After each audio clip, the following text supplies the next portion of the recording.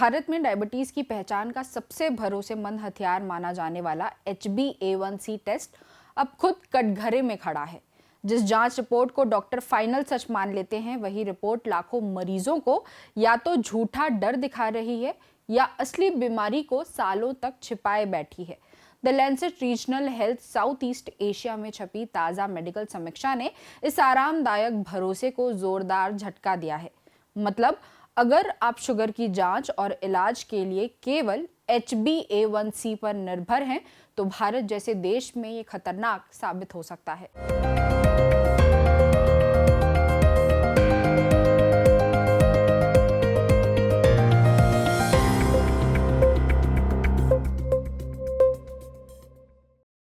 जरूरी बात में आपका स्वागत है। भारत में डायबिटीज की पहचान का सबसे भरोसेमंद पैमाना माने जाने वाला HbA1c टेस्ट अब खुद सवालों के घेरे में है। जिस जांच को डॉक्टर और मरीज दोनों लगभग अंतिम सच मान लेते हैं, वही जांच कई मामलों में न सिर्फ गुमराह कर रही है, बल्कि बीमारी को या तो जरूरत से ज्यादा बड़ा दिखा रही है या फिर खतरनाक हद तक छिपा रही है।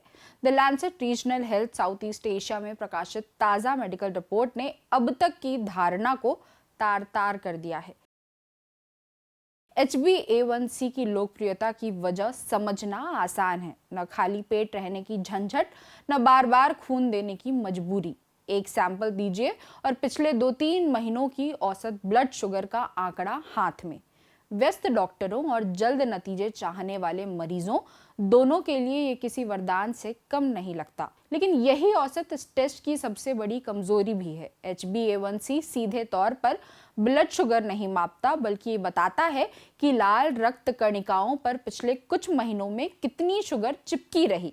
यानी ये टेस्ट शुगर के साथ साथ खून की हालत पर भी उतना ही निर्भर करता है। यहीं से भारत की असली समस्या शुरू होती है। भारत में खून की कमी यानी एनीमिया असाधारण नहीं है, बल्कि बेहद आम स्थिति है। महिलाएं, बच्चे, बुजुर्ग, गरीब और आदिवासी समुदाय सबसे ज्यादा असर इन्हीं पर है।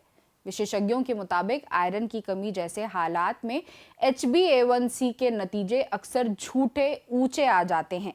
इसका मतलब ये हुआ कि किसी व्यक्ति की असली ब्लड शुगर सामान्य हो सकती है, लेकिन रिपोर्ट उसे डायबिटीज का मरीज घोषित कर दे।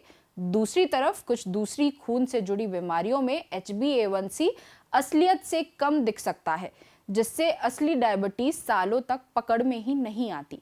यही वजह है कि एक तरफ ऐसे लोग दवाइयां खाने लगते हैं जिन्हें शायद उनकी जरूरत ही नहीं थी, और दूसरी तरफ असली मरीज ये सोचकर निश्चिंत रहते हैं कि सब ठीक है, क्योंकि HbA1c तो नॉर्मल है।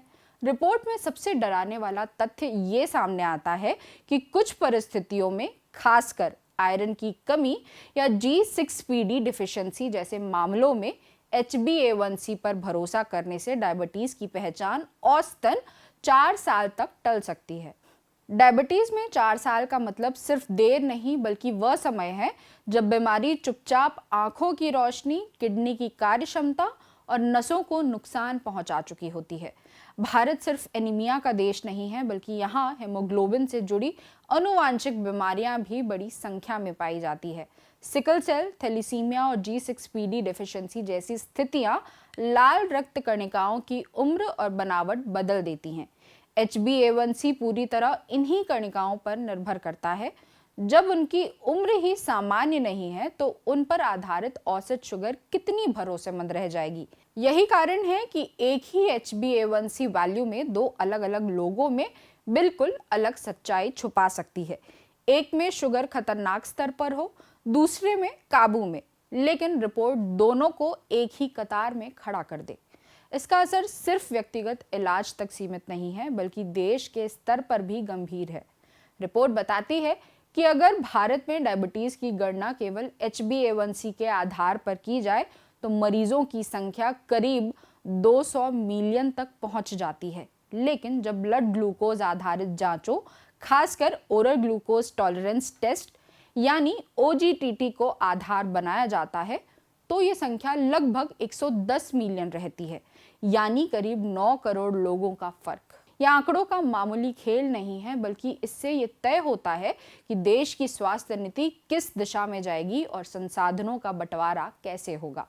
इसी वजह से विशेषज्ञों का पैनल साफ तौर पर कहता है कि डायबिटीज की सटीक पहचान के लिए OGTT को ही गोल्ड स्टैंडर्ड माना जाना चाहिए। इस टेस्ट में खाली पेट और फिर ग्लूकोज पीने के 2 घंटे बाद ब्लड शुगर मापी जाती है। ये शरीर की वास्तविक प्रतिक्रिया दिखाता है, न कि किसी औसत का अनुमान। बेशक ये टेस्ट समय लेने वाला है, मरीज के लिए थोड़ा असुविधाजनक भी है, लेकिन सवाल ये है कि सुविधा ज्यादा जरूरी है या सच्चाई। जब बात जीवन भर की बीमारी की हो तो झंझट वाला सही रास्ता आसान लेकिन भ्रामक रास्ते से बेहतर ही माना जाना चाहिए। लैंसेट में प्रकाशित रिपोर्ट का मतलब ये नहीं है कि HbA1c बेकार या खलनायक है। समस्या ये है कि हमने उसे अकेला और सर्वशक्तिमान बना दिया है। विशेषज्ञों की सलाह साफ है कि HbA1c को सहायक जांच की तरह इस्तेमाल किया जाना चाहिए, न कि अकेले फैसले लेने के औजार की तरह। ब्लड शुगर, OGTT और जरूरत पड़ने पर खून की सामान्य जांच, इन सब को साथ रखकर ही सही तस्वीर सामने आती है, खासकर भारत जैसे देश में जहां हर व्यक्ति की जैविक सच्चाई अलग हो सकती है। ये कहानी सिर्फ एक मेडिकल टेस्ट की नहीं है, बल्कि हमारी स्वास्थ्य व्यवस्था की आदतों की भी है। मरीज ज्यादा हैं, समय कम है और शॉर्टकट हमेशा आकर्षक लगते हैं। HbA1c ने डॉक्टरों को एक आसान रास्ता दिया, लेकिन अब साफ हो रहा है कि ये रास्ता कई बार गलत मंजिल तक ले जाता है। ऐसे में जरूरत है कि डॉक्टर, मरीज और नीति निर्माता तीनों मिलकर इस सुविधा प्रधान सोच पर दोबारा विचार करें। मरीजों के लिए भी इसमें एक अहम सबक छुपा है। अगर किसी व्यक्ति को डायबिटीज का शक है या लक्षण मौजूद है, लेकिन HbA1c ठीक आ रहा है, तो आंख मूंद कर संतुष्ट हो जाना समझदारी नहीं है। खासकर अगर खून की कमी, लगातार थकान या चक्कर जैसी समस्याएं रही हों, तो डॉक्टर से OGTT या ब्लड ग्लूकोज टेस्ट के बारे में खुलकर बात करनी चाहिए। HbA1c ने दुनिया भर में डायबिटीज की देखभाल को सरल बनाया है, इसमें कोई दो राय नहीं। लेकिन भारत की जमीनी हकीकत में वही सरलता कई बार भ्रम में बदल जाती है।